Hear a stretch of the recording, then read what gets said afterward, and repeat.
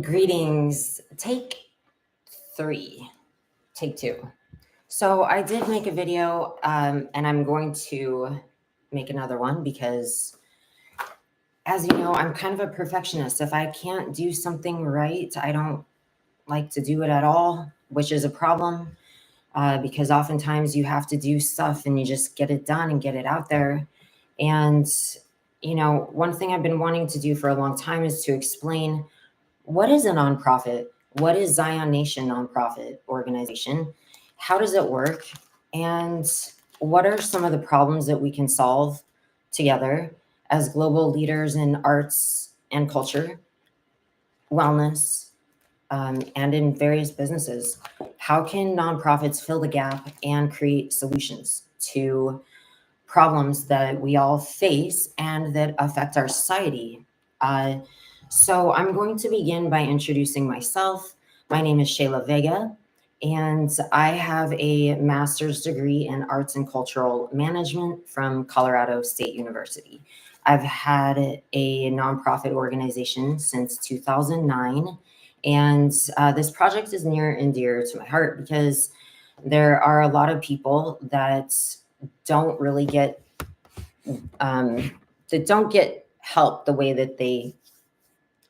they could. And there's not always some system or some government that's going to solve problems. People, we create solutions. And I've solved many problems just by like getting involved, not always knowing exactly what I was doing. For example, I helped someone get out of prison, literally got out of prison and had them sent to a faith-based rehab instead of sitting in prison. And that was pretty interesting. That was my very first experience doing any type of humanitarian work. And, people would say, oh, well, some system out there should solve that problem. And, a lot of people sitting in jail shouldn't be in jail because they have drug related issues. Long story made short, I actually had someone transferred from a high security prison out of state to another state just by writing letters to their case manager and finding a rehab. This was many years ago before I even had a nonprofit, but um, we can fill gaps that are otherwise not being addressed. And so my experience with nonprofit organization is that I've had one since 2009. It's a 501c3 nonprofit organization. And other people, like when we look at how to define a nonprofit organization, it's also referred to as a non-governmental organization.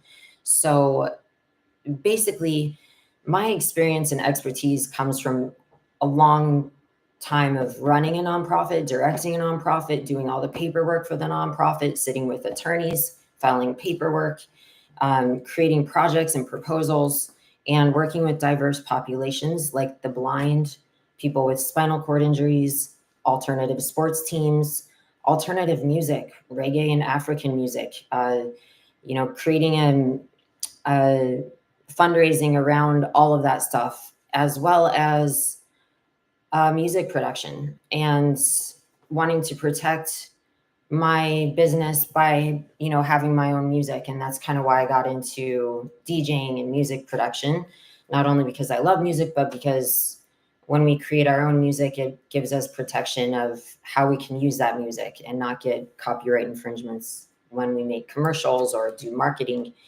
Long story made short, my experience with the nonprofit has been solidified over the years with lots of practice and lots of patience and a lot of education, helping to educate people on what a nonprofit is, how they work, what they do, why they're different. And oftentimes people don't really know how nonprofits work. So Zion Nation nonprofit organization was founded in 2009, and at the time, I was freshly divorced, moved to a big city, had just graduated with my undergrad, and went down to the Secretary of State to file a business name that was an LLC.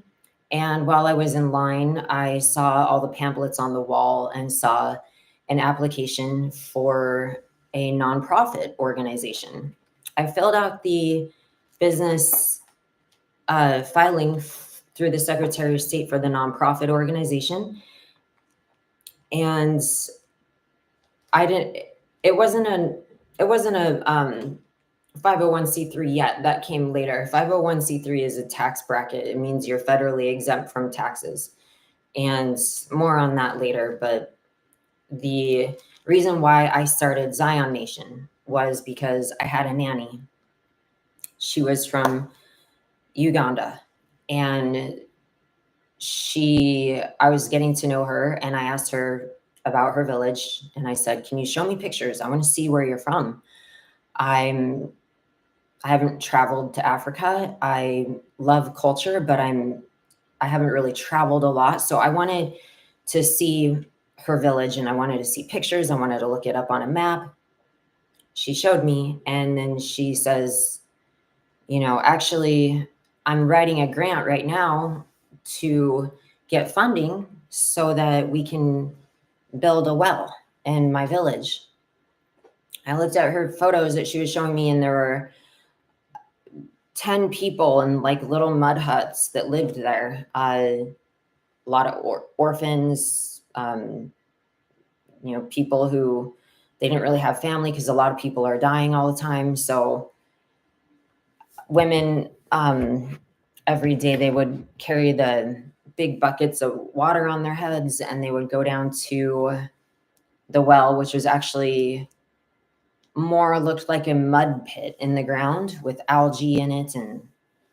And so they would get water from this mud pit well and carry it back home. And there were women with babies and little kids. And every year the well would dry up, and women would have to literally go scout for water.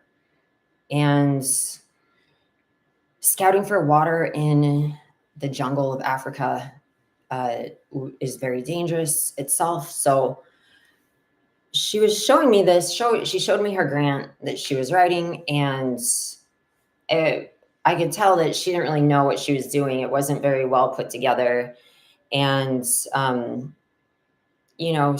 she did not get the money. She was trying to raise $2,000. I did the math, and I thought $2,000 for a well for clean water.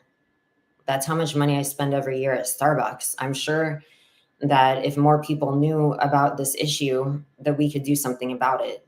And the issue is that in Africa, there's over 5,000 children every single day that die due to waterborne disease. And that's kids under 5 die every day, which boils down to approximately like 3 million a year. So it might be more now, actually. And that's due to not having clean water. So aside from disease, famine, war, starvation, the number one reason why so many people are dying in Africa is because they don't have clean water. And so I thought, as a mother with children, I couldn't imagine not having the most basic resource of clean water. And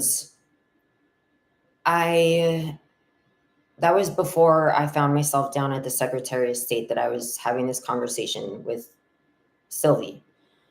And Sylvie Nubakera, she put something in me that was like, I just always had a thing for African music.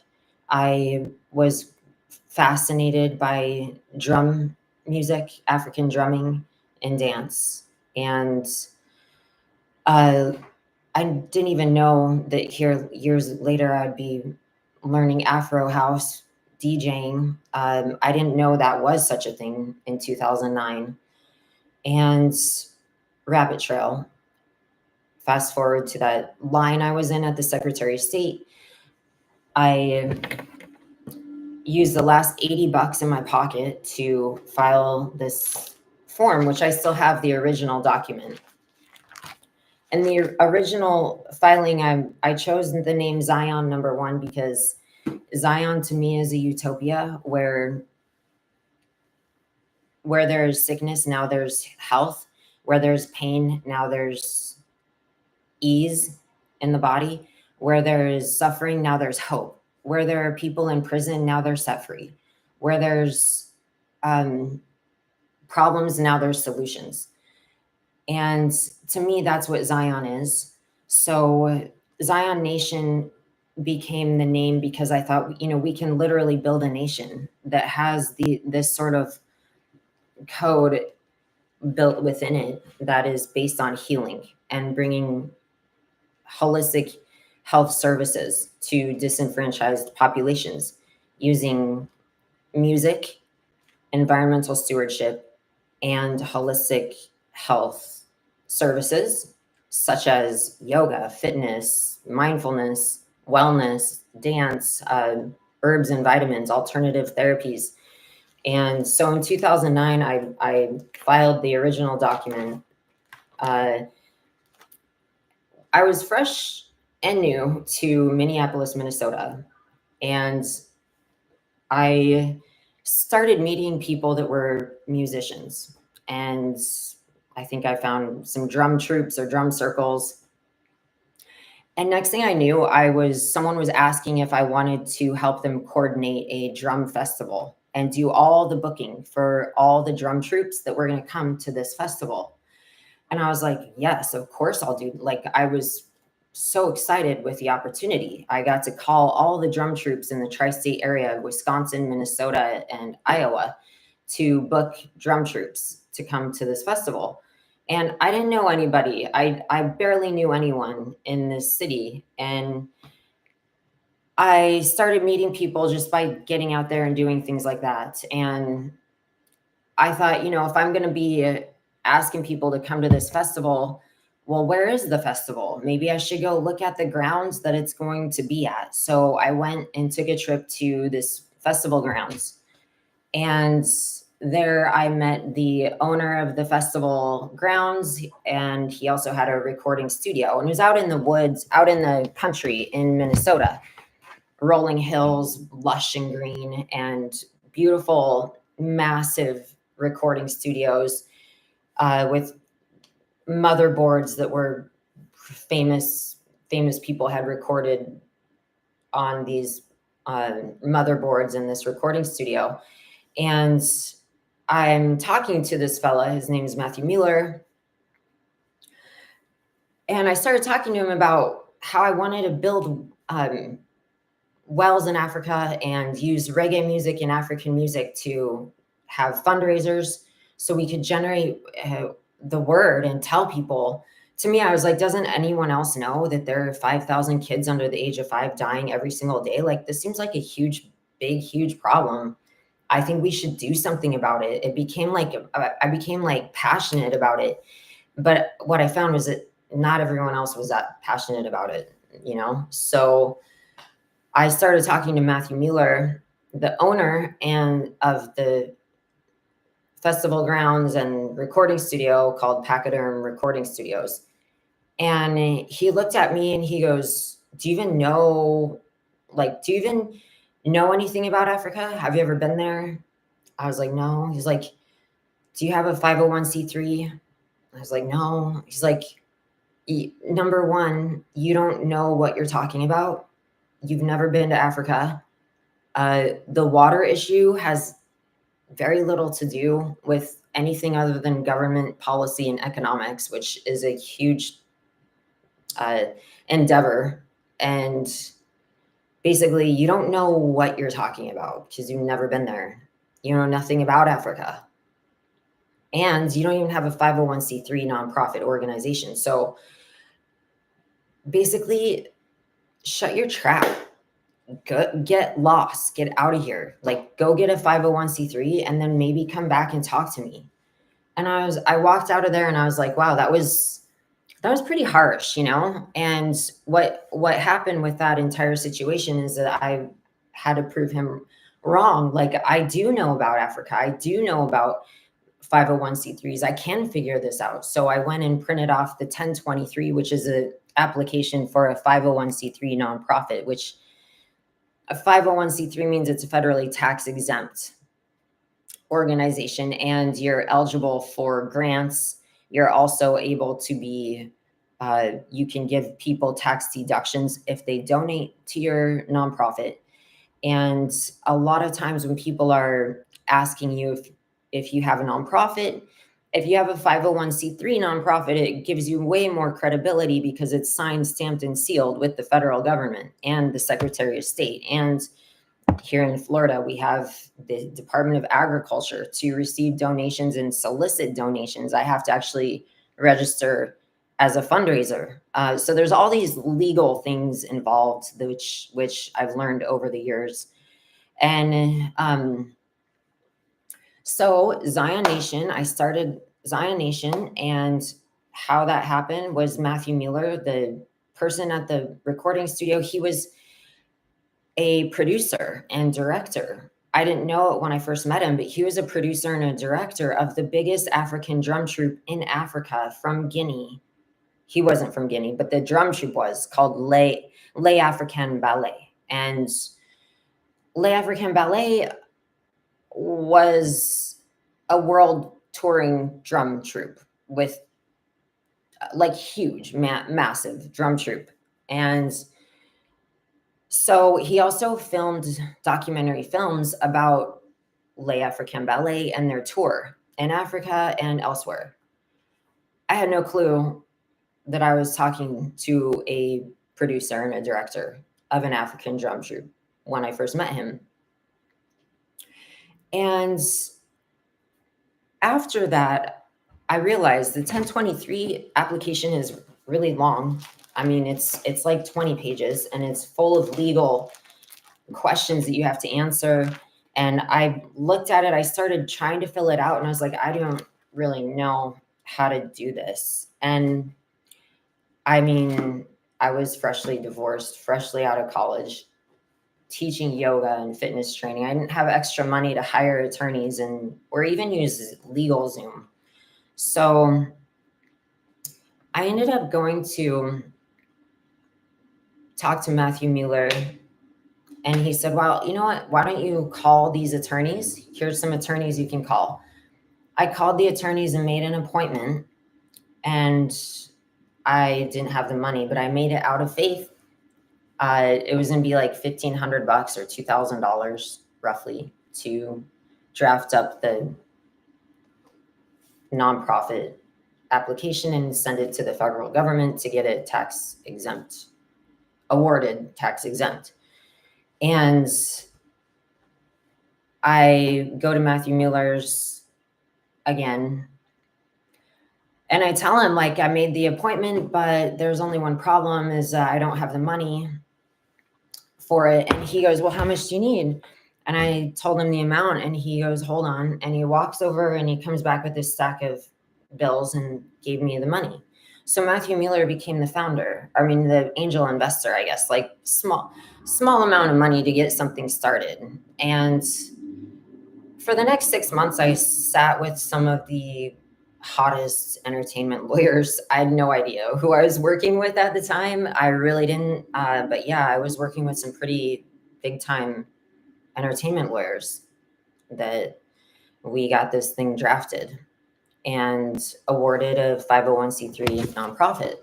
So a nonprofit, number one, is a corporation. Number two, a 501c3 nonprofit is a tax bracket. It's a tax status, and it's under the 501 chapter of the IRS section, 501c3. And it's not a private foundation.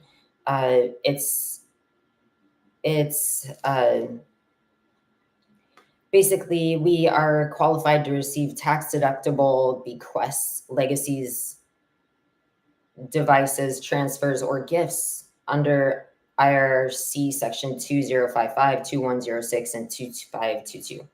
So there's certain requirements in order to maintain a nonprofit. One of them is that we have to file a 990. Nonprofits are transparent. So the major database for nonprofits is called GuideStar. You can go look up Zion Nation on GuideStar and read about what we do. And I've kept the profile, the taxes, the articles, the board, all the documents, and kind of like am the mastermind behind the organization. And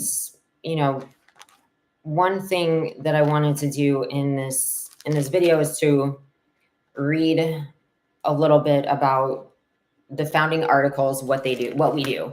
In my own words, Zion Nation is it's a organization that our mission is to provide holistic health and wellness services to the disenfranchised populations. At the time when I made this, when I started this, we wanted like a cause. We wanted something, that really had meaning. And so what we did is we basically put together the articles, and the mission being for people with disabilities, essentially. Rewind, holistic health services. That means mindfulness, wellness, yoga, dance, environmental stewardship, music therapy, as well as herbs and vitamins and alternative health and wellness services, nutritional consulting. So those are all the things that I currently do as the director of Zion Nation, and have worked with the blind, people with spinal cord injuries, and also fundraising. So we did host a series of events in Minnesota from 2010 to 2014 called Water for Africa. And it was basically, I got together some reggae artists and musicians, and we had a few fundraisers. I learned a lot about fundraising. I learned a lot about grants. I learned a lot about how to maintain a nonprofit organization, and through doing these things. And so that's kind of the mission. And the reason why is because what we saw politically and economically happen with our last pandemic that we had, which I know is controversial, but I knew this was coming a long time ago, and using herbs and vitamins and holistic health services to me was very important to protect my personal right to choose what type of medicine I want to use, whether it comes from the earth, herbs and vitamins. That's my choice. And I knew that I had to have some way to protect that, as well as to protect practitioners, and also to utilize services that the federal government isn't really providing, which is what a nonprofit does. That's why they're tax exempt. So a nonprofit basically will provide a service or a good or a product that the federal government does not. And that's why we become tax exempt. We literally create our own law, our own bylaws, our own government. And so Zion, the Nation of Zion, it's founded on the principle of healing. That, again, this has to do with the fact that people can be healed from things that may otherwise cause suffering. And like, for example, the spinal cord injuries, people in wheelchairs have a hard time getting access to things like going to the beach or going to hear music, things that we take for granted. People with spinal cord injuries aren't going to have access to going to Core Power to do yoga or going to the gym. Life is completely different, but they still need physical activity. So that's an example of one void that we can fill as a nonprofit. And there's a million voids we can fill. We can figure that out as we go. So Zion Nation, nonprofit organization, is, like I said, we are allowed to have, people can donate and get federal tax deductions by donations.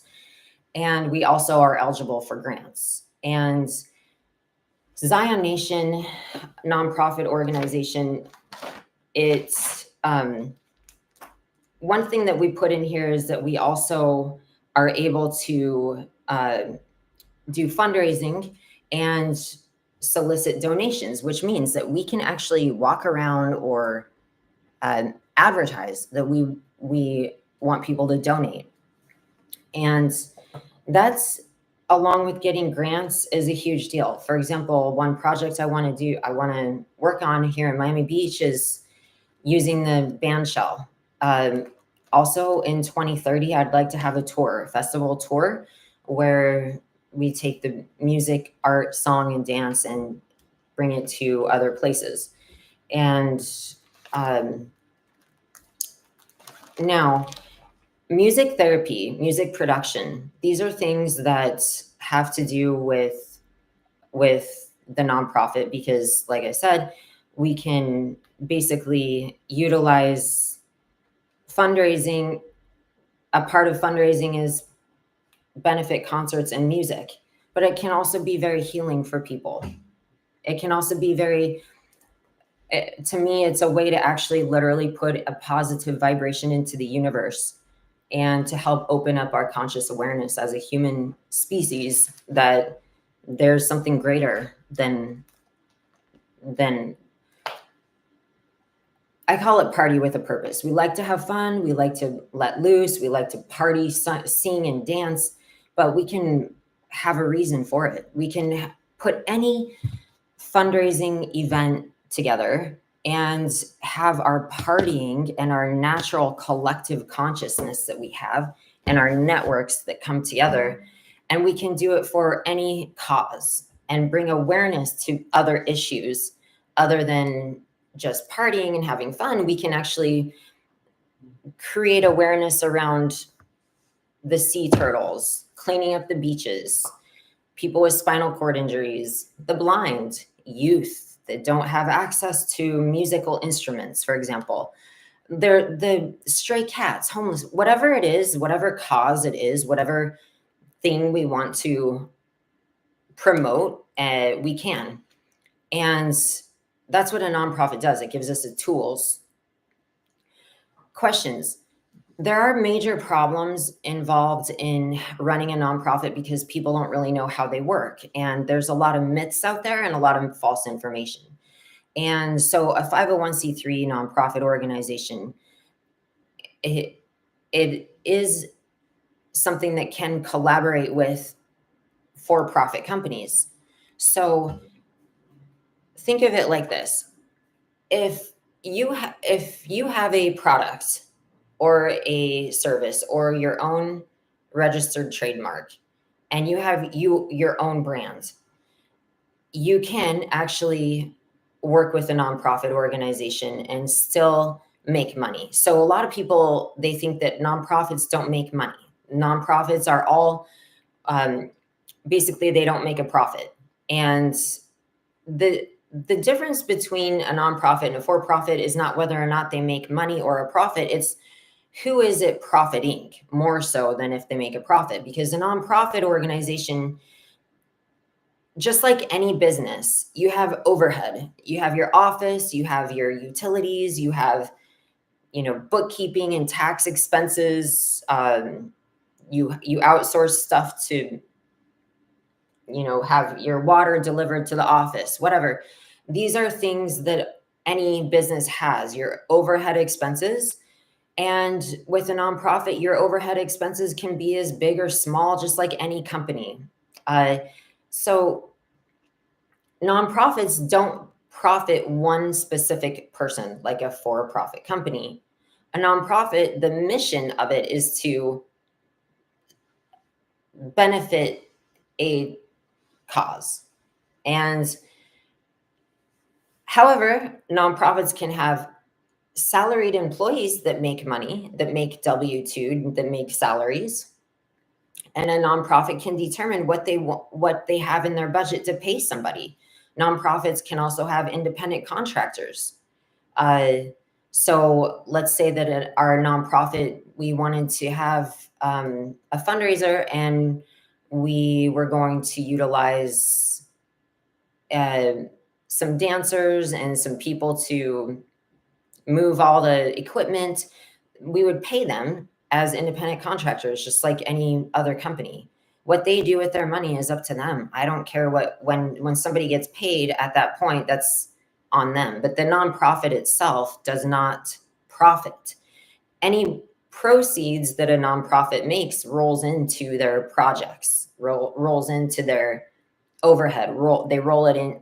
Like, let's say we had a big fundraiser and we made a whole bunch of money. We would obviously use those funds to continue making more projects. Maybe we want to expand and get an office or a studio spot or a healing arts studio. For-profit companies, they can have a nonprofit. So let's say I make t-shirts. I have my own brand of t-shirts. I can actually, that's a for-profit, LLC, C Corp, S Corp, whatever you want your structure of your for-profit company to be. You can also then have a nonprofit organization. And so that way you can utilize your t-shirts, you can utilize your brand, and the nonprofit becomes a subsidiary of your for-profit. So maybe you want to have some fundraising events around certain things, or vice versa. A nonprofit can have a subsidiary brand of a for-profit company. So let's say I want to make and sell candles and soap. I can create products and services sold at a fundraiser are not tax exempt. People still have to buy them and pay sales tax. So that becomes a subsidiary. However, the proceeds from those items can be rolled into the nonprofit. Question, can a nonprofit work with a for-profit company? For example, if someone has their own brand and they have their own company and they have their own established for-profit company of whatever kind, whether it's a yacht charter service, a DJ music group, production company, tequila brand, t-shirt designer, any type of brand, a nonprofit can actually utilize a for-profit company and outsource to a for-profit company, or utilize a for-profit company and they can collaborate together. And I'll give you an example. Let's say we want to have a fundraiser on a yacht. We book the 100-person party yacht. The nonprofit gets the funding, right? We go around, maybe we get a grant from the city. We have a project proposal. We apply. By the way, there's a ton of grants in Miami Beach for arts and culture and music. And this is why I want to make this video, because if we collaborate together and utilize this very special structure that we have, that we can access funds and resources. For example, arts and culture in Miami Beach is a huge deal because of what we saw with spring breakers, and our city really wants people to do cool stuff and bring people here and promote the arts. And so they have a lot of grants available and funding for projects. And one of the grants available is using the Miami Beach band shell. And I have the grant application, and I want to send it in for an event for like next year or the year after for a fundraiser.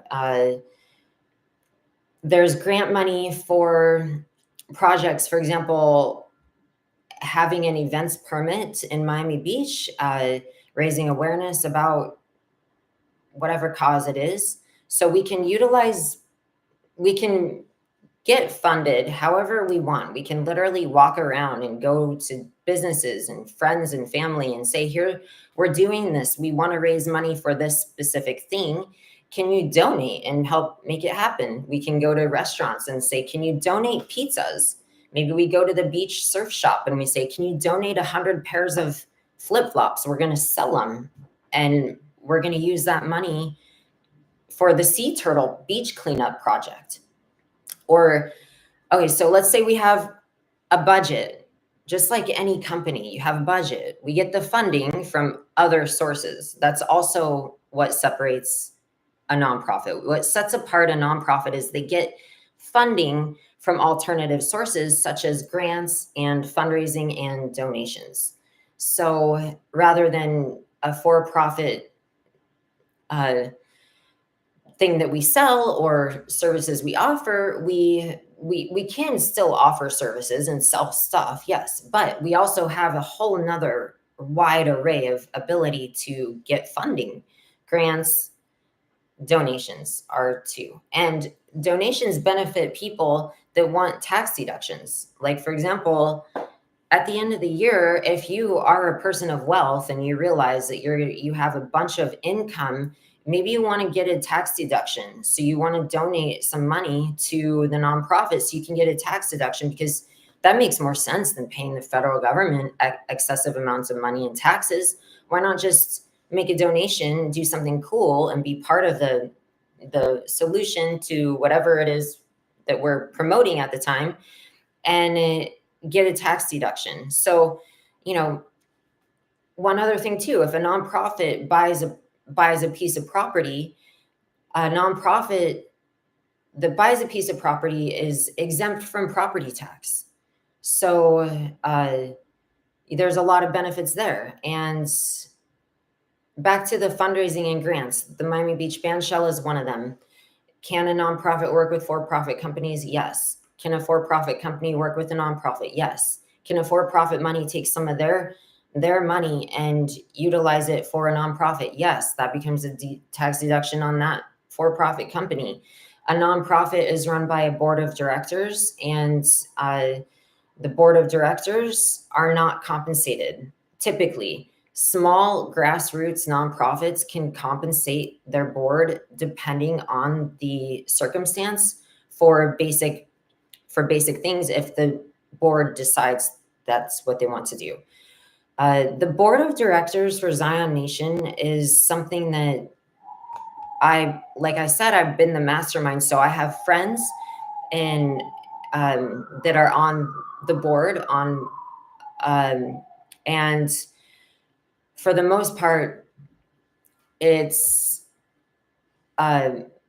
me. I'm the director. So at the end of the year, I'm actually a salaried employee of the nonprofit. Then we have Pee Wee Dread, or Darius Collins. He's in Minnesota. He's a reggae artist and has his project in Minnesota is called 40 Out of Poverty. And he hosts events and fundraising. And he also has his Rasta Teas hot sauce, which is CBD and THC infused hot sauces. He's from New Orleans. Pee Wee Dread, Darius Collins. We've been working together since I met him in 2009 in Minnesota. And Ethan Vega, he's in California. He's a producer and he's in Palm Springs, California. So he's someone who we can outsource any music that wants to be mastered or mixed or remixed to Ethan. He's a famous musician and incredibly talented guitarist, and works with Grammy award-winning musicians and artists in Palm Springs, California. Lynn DeLozier, she's the secretary. She's in Fort Collins, Colorado. She's also a health and wellness instructor and consultant and coach, author, and she helps handle some of the secretarial stuff, keeping papers together and all that stuff.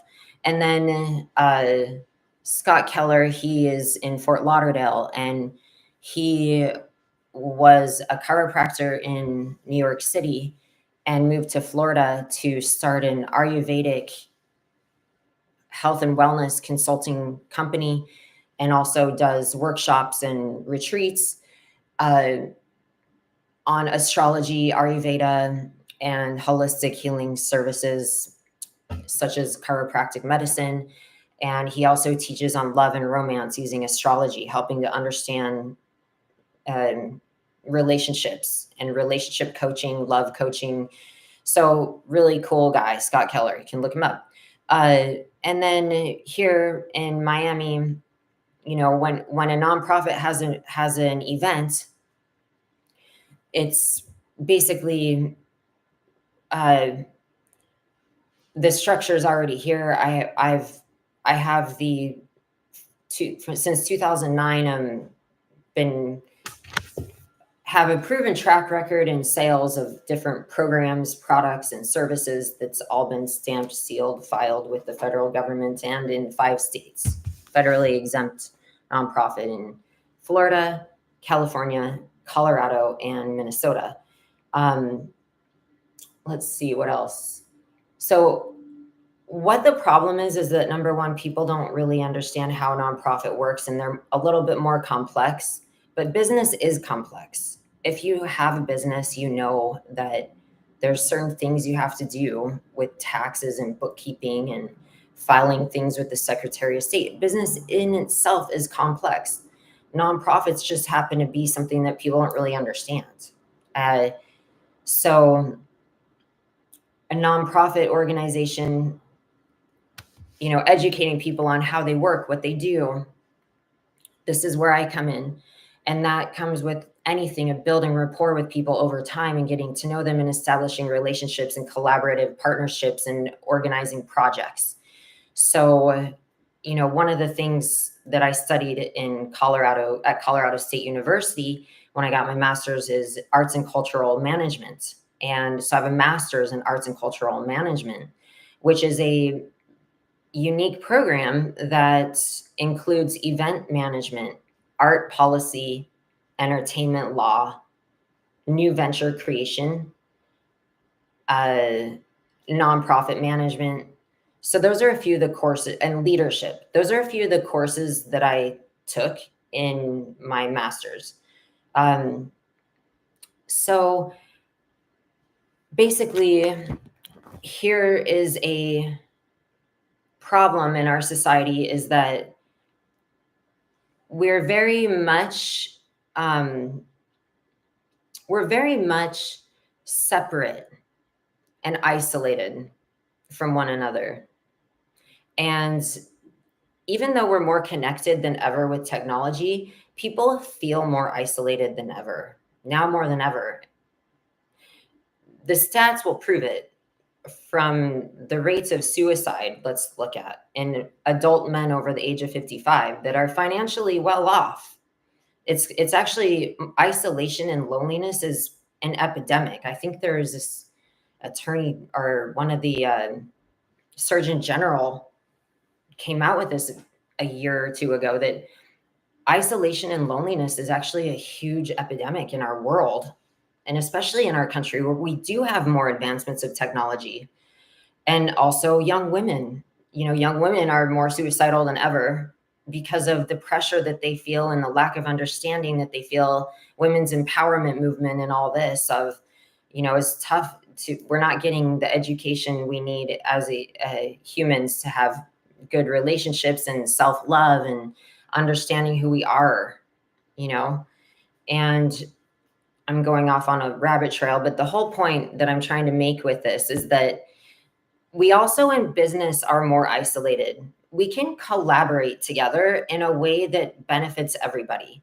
So, one one thing I didn't tell you, another rabbit trail. Matthew Mueller, he died in a head-on collision. I am a fitness trainer and I've been a bodybuilder. I started bodybuilding and weightlifting during a time I was really depressed. I went through a divorce and moved to a big city, and I went through a massive slump in my life, and I turned to fitness to help me get through it and hired a coach. And my coach said, have you ever considered competing? And I was like, I laughed at him. I was like, no, of course not. Me? He's like, yeah, you're not that far away. I was like, what? I'd never looked at myself like that. He encouraged me to do a bikini competition. Well, the bikini is a division of bodybuilding. So when I say bodybuilding, I'm not talking about like big, muscle man. We're talking about a very specific division of bodybuilding. That's my sport. That's my hobby. That's what I love. And so I treated myself to a big present after my first bikini competition, and that was having a song produced at Matthew Mueller's recording studio. Again, an example of how I just throw myself out there, don't know what I'm doing, don't even have the resources. All I have is blind faith, and I just go with it, and all the people and all the things just come together magically, like divine synchronicity. And this happened. Of course, I worked my ass off for it, but whatever. So I recorded a song, and it became a theme song. I had to do it because every time I would make a YouTube video and put music in there, I mean, I have a yoga studio and teach fitness. I had to be able to make YouTube videos. Well, I kept getting in the mail stacks of copyright infringements notices from Comcast. As a young woman new in business, I was a little bit terrified that Comcast was sending me these legal letters saying I infringed copyright law. I was like, wow, you're telling me that I cannot have a video posted? They'll take it down if it has other music in it? I had no idea. So I was like, I have no choice but to learn how to make my own music, because I'm not going to be, I have to be able to make videos with music in it. The end of story. So I treated myself after my first bikini competition on Matthew Mueller's Motherboard. I have the track on SoundCloud, and it's a really cool song. Well, 2 weeks after that, Matthew Mueller died in head-on collision. And I had, at this time, I was not able to really be sad or upset when he died. I wanted to cry. I wanted to miss him. I wanted tears to come out, but they wouldn't. And I was like, what is going on? Like, Matthew Mueller became a business mentor. He was a leader and a forefather in the cannabis industry many, many, many years ago. And before cannabis became legal, he was in California. He had a cannabis farm. And, you know, so when he died, I realized that he wasn't dead. His energy was still guiding me and directing me in this. So I'm a very spiritual person. So Zion, that's what Zion is. Zion is a place that there's a very clear and systematic law, a governing law that's of a higher power, not religion, but that is based on love and compassion and healing. Sylvie Nubakera, this sweet little African nanny, she was murdered, and she went back to Africa. She went to Nigeria on vacation, and she got shot or stabbed. And so, like, the two people that really inspired this thing, they're gone. And I've been through hell and high water in my life since I started this, from all kinds of crazy things that have happened to me, but I've held on to this. I've filed the paperwork. I keep it going. And I'm anxious to utilize it. And especially now that I finally have a place where I feel at home, where I can let some roots down, where I want to stay and grow here in Miami Beach. And, utilizing this structure allows us to get donations. It allows us to get grants. And once, I show you some of the grants that are available and what Miami Beach is doing for art and culture to make it more widely accessible, you'll be shocked, actually.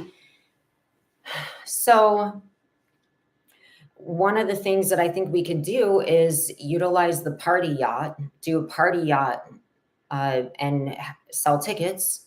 And again, the cause can be whatever we want. It can be to raise awareness for whatever cause. Here's one thing I learned about a nonprofit also. A nonprofit organization that has a fundraising event, that has a bar and sells alcohol.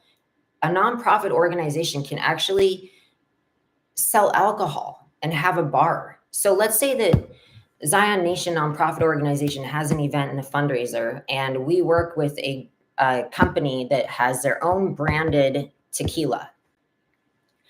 Zion Nation can actually go ahead and just there's a bunch of ways to do this. It's all about creativity and collaborating in whatever way works best for the people. So there's a bunch of options there. Number one, let's say we have a party yacht, right? And we have DJs and dancers and a bar, and we're going to raise money to help protect the sea turtle hatchlings on Miami Beach. just for example. It could be any cause. We can change it. We can do a cause. It's whatever we want to choose. Maybe we want to help people with cerebral palsy and Parkinson's, or maybe we want to just make it more broad in general and say it's for people with disabilities. And, we help people in wheelchairs do yoga. It doesn't matter. We can figure out the cause of which particular thing we want to focus on. Maybe we want to teach DJing to autistic kids. Maybe we want to teach DJing to people who are coming out of prison because they were incarcerated for drugs and alcohol, when really what they need is rehab and a purpose, not prison. So, we can be as creative as we want when it comes to nonprofits. And the mission statement is broad enough that it's providing holistic health and wellness to disenfranchised populations, diverse populations, utilizing health, wellness, music therapy, and environmental stewardship. It's broad enough that we can branch off and do whatever we want within those areas. One other thing I wanted to say, Zion, when I started Zion Nation, it was very controversial because a lot of people, not a lot, but a few people were like, Zionism? Are you a Zionist? Is this a Zionistic movement? And I was like, I had literally had to go look into what is Zionism, what is Zionistic movement, how is it started, what do they do? And I was like, no, this has nothing to do with that. So just like any company, you can have a DBA name. If Zion isn't the name that resonates with people out there, for example, you can have your company name. Let's say I'm Shayla Vega LLC. Well, I can also then have a DBA name. Maybe Shayla Vega LLC makes soap, and the name of the soap is Clean for Life or something like that. And I have a DBA name, Clean for Life, the doing business as name. So Zion can have a DBA name, and I've had multiple DBA names over the years, from Roots Natural Health, Roots Studios, Roots Nonprofit. I worked with the Rastafarians in Colorado. I helped them start their church. During the legalization process, many people were caught in the crossfires, and the industry of cannabis and the cannabis boom in Colorado.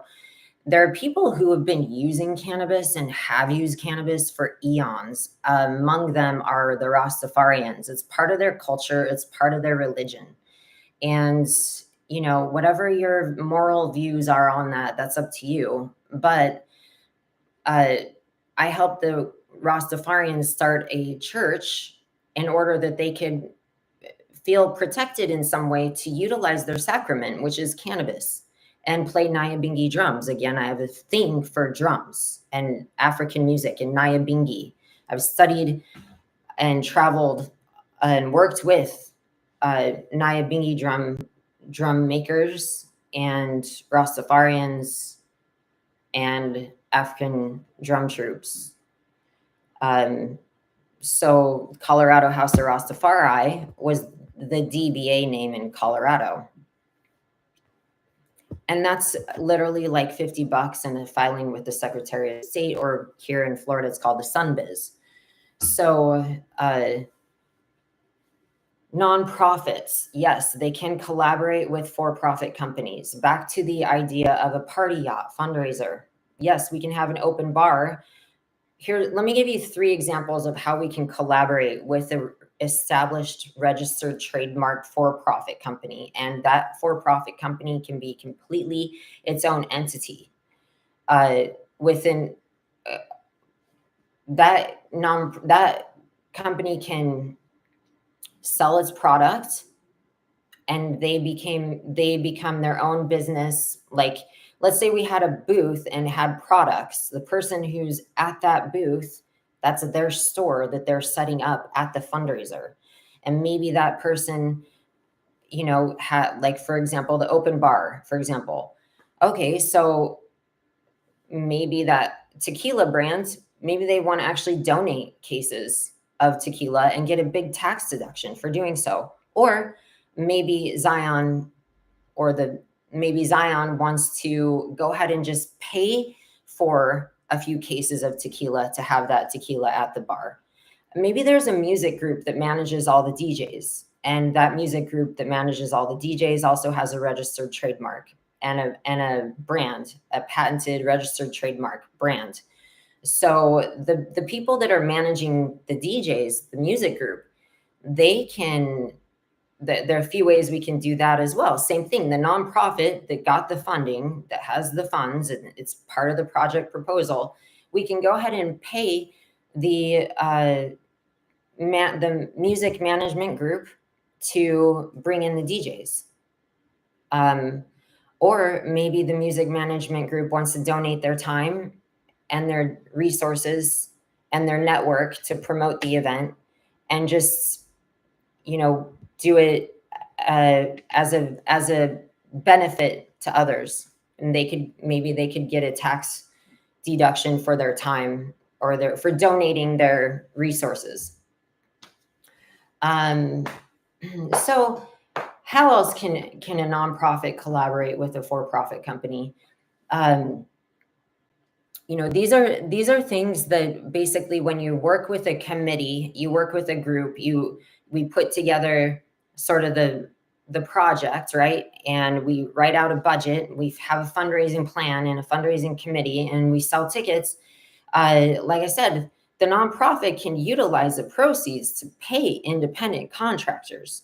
So, that's also something that we have to think about here, is that it's a nonprofit organization. That doesn't mean people don't get paid. That doesn't mean that everyone has to volunteer and give themselves for everything. You have to get paid for your time and your services. For example, the yacht company, let's say we get a grant, or we get some funding and we do the yacht, right?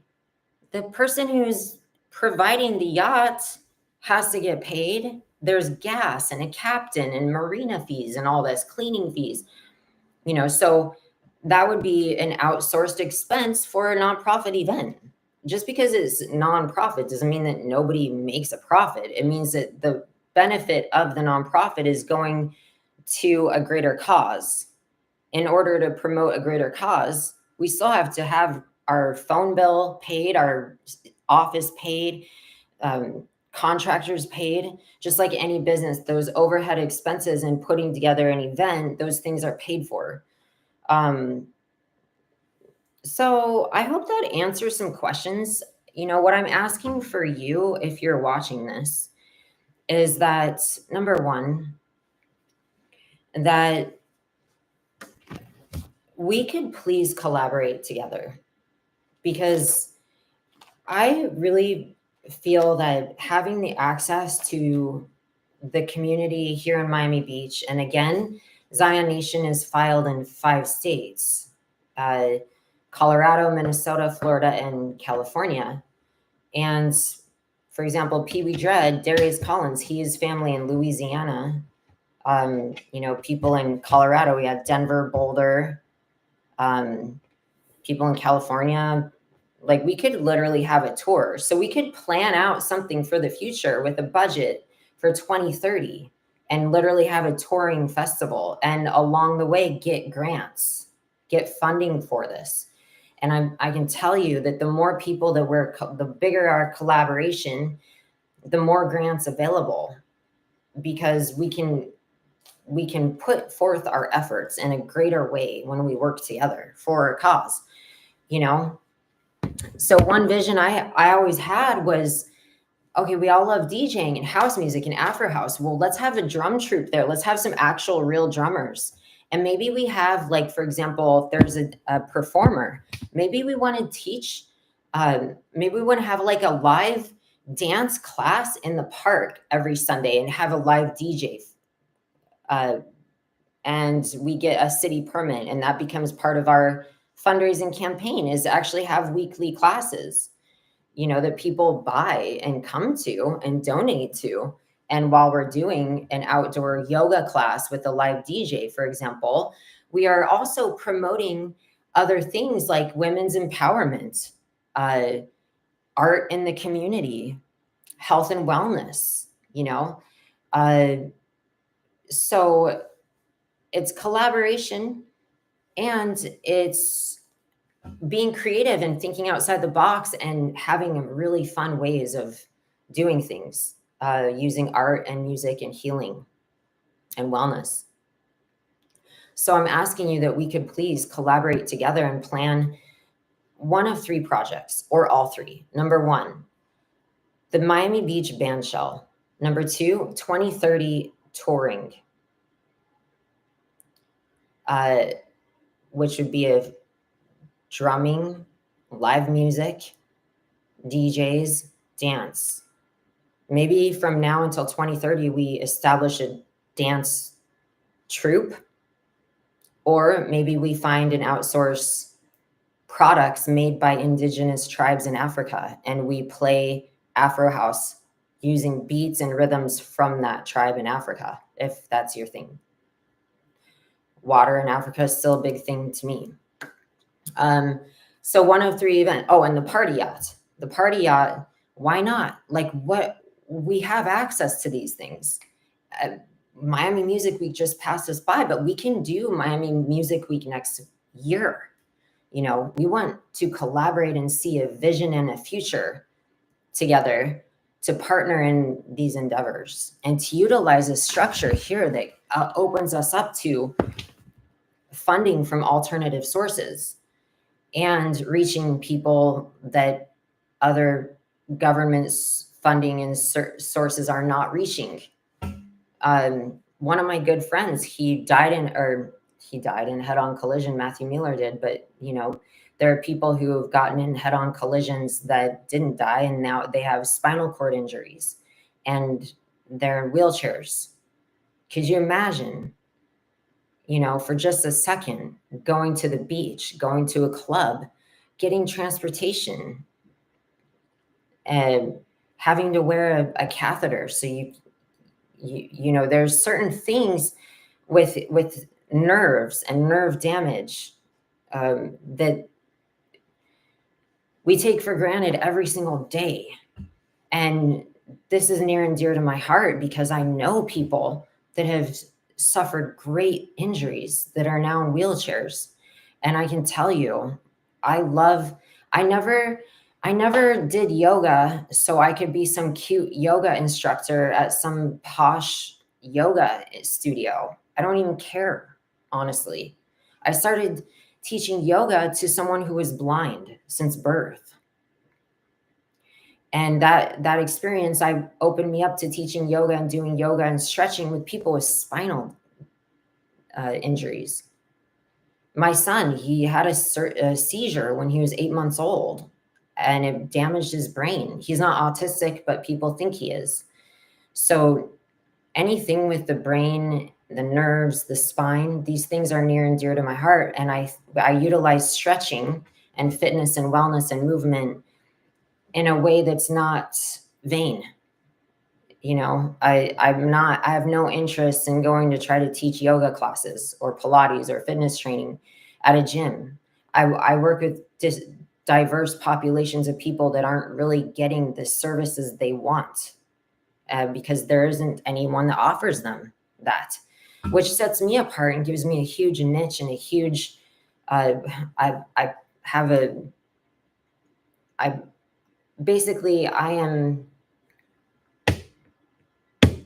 put myself in situations where there's a need. And that's the essence of my heart. As someone who has put this together and maintained and kept it over the years and waited and just knew that, the right people will come and the right tools will show up in the right place at the right time, and the stars will align properly for the next chapter of fundraising and events and coordinating a bigger effort like we've never seen before.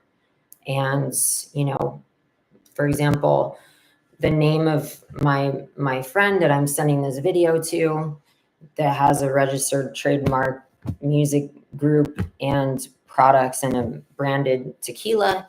This is something that the name of your company, uh, it it basically is a prime music festival. There is a prime in the making. Like, I have goosebumps when I say it. Music touring group, party tour. And I came up with a concept called Party with a Purpose. So, out there in the world, people want to protect their ideas. Out there in the world, you put yourself out there, and sometimes people take your work or they take your skills and they want to capitalize off of it. Instead of collaborating and building each other up, people want to, in business, it can be very ruthless. So, when I come up with ideas, go ahead and take them, because the ideas that I come up with, if people want to go ahead and steal this idea of Party with a Purpose, fine, take it. But that'd be a great t-shirt or, a bumper sticker. But that goes for my friend that's in a wheelchair. I wanted to bring him to a rooftop event and he couldn't go because the rooftop place didn't have wheelchair accessibility. I go to the beach. I want to take him with me to the beach, and we have to get a special wheelchair. So Party with a Purpose. I think it's a hot concept to collaborate together and party with a purpose. So I'm asking you, can we collaborate together and have a meeting at some point where we talk about the party yacht concept?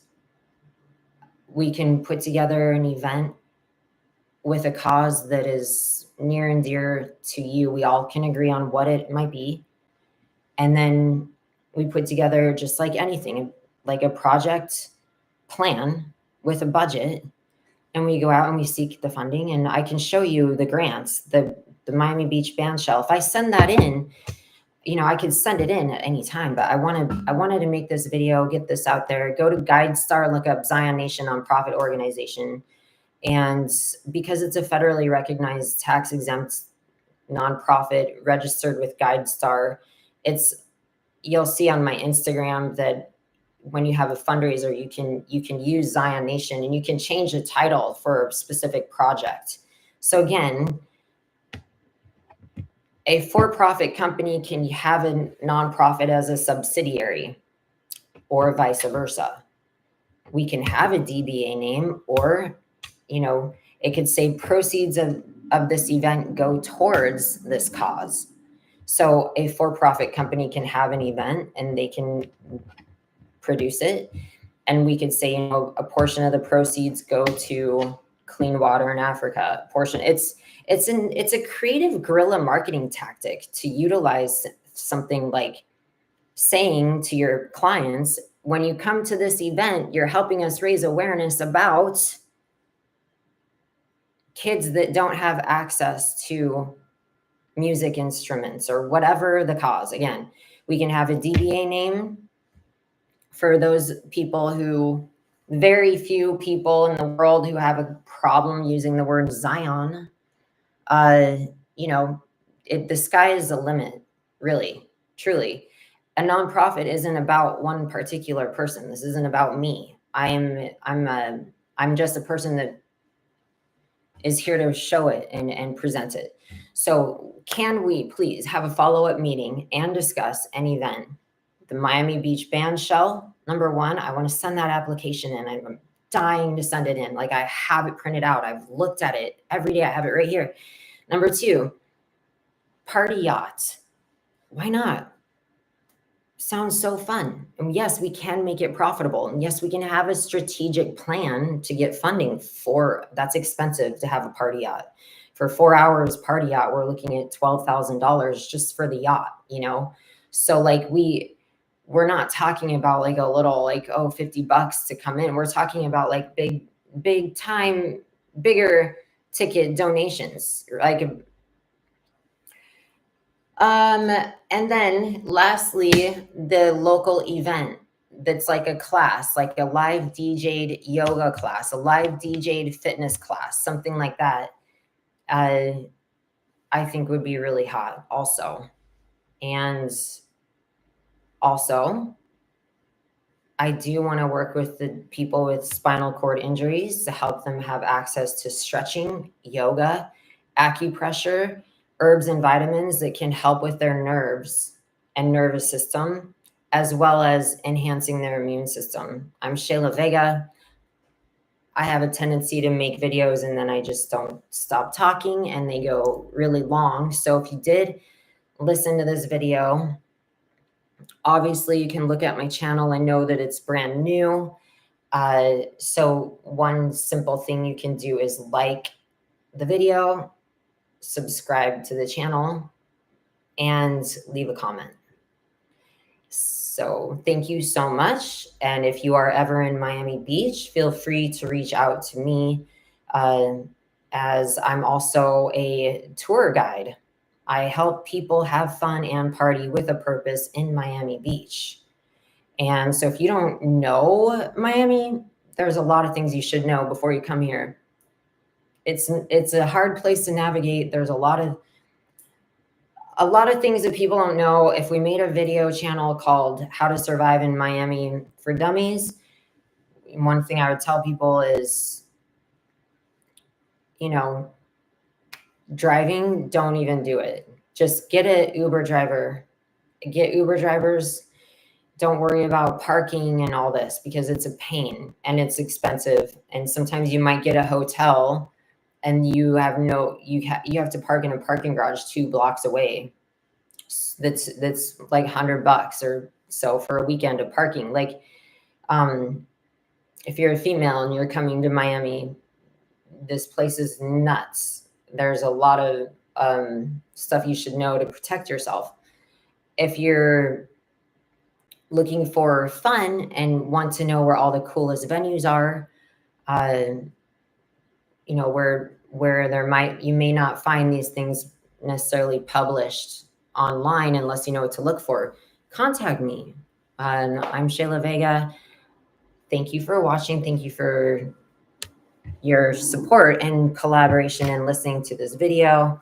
I really appreciate you and thank you. Bye.